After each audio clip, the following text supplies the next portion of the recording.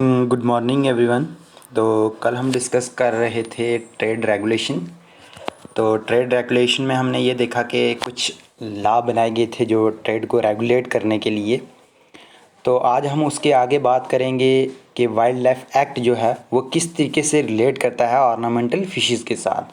ठीक है, तो सबसे पहले मैंने आपको ये बताया था ट्रेड रेगुलेशन में कि इसमें कुछ लॉ आते हैं जो इनेक्ट करता है, कौन कंट्री भी करती है और स्टेट भी करती है, किसको प्रमोट करने के लिए, ट्रेड को प्रमोट करने के लिए। ठीक है, इसमें बहुत सारे लॉ आ जाते हैं। प्रोटेक्शन लॉ आ जाता है, एडवर्टाइजिंग लॉ आ जाता है, ट्रेडमार्क लॉ आ जाता है, फ्रेंचाइज लॉ आ जाता है। तो सारे के सारे जितने भी ये जो मतलब लॉ हैं ये किसके अंडर आ जाते हैं, रेगुलेशन लॉ के अंडर आ जाते हैं। उसके बाद जो यूएस का कॉन्स्टिट्यूशन था उसने मतलब ये मतलब हक दिया हुआ था किसको, मतलब फ्रीडल को, मतलब कंट्री को क्या दिया हुआ था, हक दिया हुआ था कि आप क्या कर सकते हो कि इंटरस्टेट एंड इंटरनेशनल ट्रेड को क्या कर सकते हो, प्रमोट कर सकते हो। लेकिन जब हम बात करते हैं स्टेट की, तो स्टेट में कौन रेगुलेट कर सकता है, वो क्या कर सकते हैं कि विद इन बाउंड्रीज़ के अंदर क्या कर सकते हैं, ट्रेड को रेगुलेट कर सकते हैं। मतलब वो कंट्री लेवल पे नहीं कर सकते, नेशनल लेवल पे नहीं करेंगे, बल्कि स्टेट लेवल पे कर सकते हैं। देन उसके बाद अब इसमें कुछ और भी लॉ हमने पढ़े थे, जैसे एंटी ट्रस्ट लॉ। इसमें ये पढ़ा था कि anti competitive act like price fixing, then monopolistic means एक बंदे ने अगर कोई कंपनी ओपन कर ली है, उसकी क्या कर ली है, सेटअप कर ली है, तो वो अगर एक प्रोडक्ट बना रहा है कि तो वो एक किस्म से पहले क्या करेगा कि मोनोपोलिस्टिक रखेगा अपने हिसाब से, जो उसका प्रोडक्ट होगा वो क्या रखेगा, उसका दाम रखेगा। तो उस तरीके से उसकी क्या करेगा, सेलिंग करेगा। तो इस चीज़ को रोकने के लिए एंटी ट्रस्ट लॉ बनाए गए, जिससे फिक्सिंग प्राइस हो और क्या हो कि मोनोपोलिस्टिक को दूर करने के लिए। ठीक है, अब हम आगे बात करेंगे कि वाइल्ड लाइफ एक्ट किस तरीके से रिलेट करता है ऑर्नामेंटल फिशेस के साथ। तो सबसे पहले जब हम बात करते हैं वाइल्ड लाइफ एक्ट की, तो ये किसने दिया गया, गवर्नमेंट ऑफ इंडिया ने दिया गया।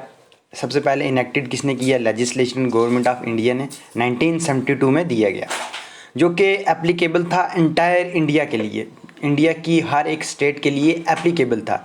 बट जब हम बात करते हैं जम्मू कश्मीर की, तो जम्मू कश्मीर के लिए ये एप्लीकेबल नहीं था, क्योंकि जम्मू कश्मीर मतलब 1972 में क्या थी, स्टेट थी, इसका अलग अपना कॉन्स्टिट्यूशन था।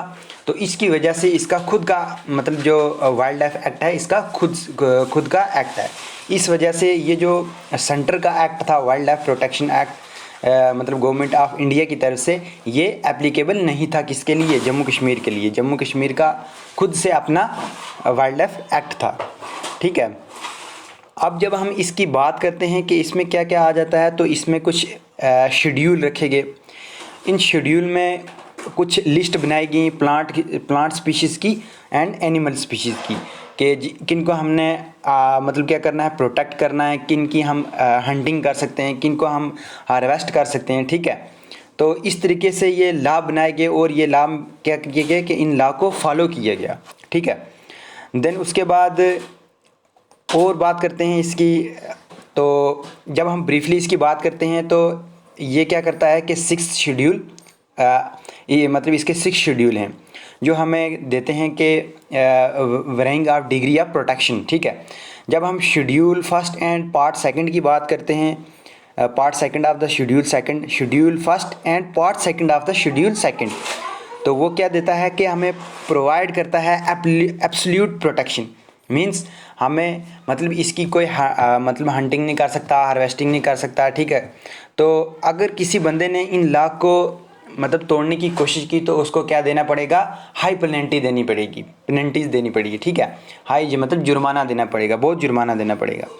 देन उसके बाद कुछ स्पीशीज़ ऐसी हैं शेड्यूल 4 में जो प्रोटेक्टेड की गई, लेकिन इनकी जो प्लेंटी है, अगर हम इनकी हंटिंग वगैरह या हार्वेस्टिंग वगैरह करते हैं, तो उनकी जो प्लेंटीज़ हैं वो क्या हैं, कम हैं as compare to schedule first and part second of the schedule second. ठीक है, उसके बाद कुछ और बनाई गई अथॉरिटी वगैरह जो मतलब क्या करते हैं कि कंपाउंड ऑफेंस को क्या करते हैं इन शेड्यूल में लाते हैं, मतलब अगर मतलब ये मतलब अकॉर्डिंग टू स्पीशीज़ के हिसाब से, अकॉर्डिंग टू जिस हिसाब से मतलब लिस्ट बनाई गई शेड्यूल के अंदर जिन किन किन स्पीशीज़ को रखा गया, तो उस हिसाब से उन्होंने क्या लगाया गया कि कंपाउंड इंटरेस्ट लगाया गया, कंपाउंड ऑफेंस लगाया गया। मान लो कि मतलब कुछ स्पीशीज़ ऐसी होती हैं कि मतलब कुछ को schedule first and part second of the schedule second, then अगर वो आती हैं किसके अंडर, मतलब उसकी कोई रिलेटेड स्पीशीज़ आती है, मतलब फैमिली वाली स्पीशीज़ आती है शेड्यूल फोर्थ के अंदर, ठीक है।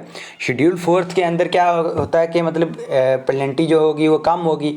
अगर इस किस्म की जो स्पीशीज़ आती है, जो मतलब उसकी फैमिली जो आती है वो पार्ट सेकंड में या part second and part fourth of the मतलब schedule first and part second of the schedule second, अगर वो उसके बाद फिर भी आती हैं शेड्यूल फोर्थ के अंदर, तो उस किस्म की उन स्पीशीज़ के लिए क्या लगाया गया, कंपाउंड इंटरेस्ट लगाया गया, कंपाउंड ऑफेंस लगाया गया, ठीक है। तो इस किस्म से मतलब पेनल्टीज़ वगैरह हमने देनी है उन स्पीशीज़ की, अगर हम क्या करते हैं उनकी मतलब उनकी कल्टीवेशन करते हैं या हंटिंग वगैरह करते हैं या फिर हार्वेस्टिंग वगैरह करते हैं, ठीक है। तो ये था आपका थर्ड सब यूनिट, ये लास्ट सब यूनिट था आपके चैप्टर फोर्थ का। आप इसको अच्छे से देखिए, इतना मुश्किल भी नहीं है। अगर कहीं किसी भी चीज़ की समझ ना आए तो आप मेरे से बार बार पूछ सकते हो।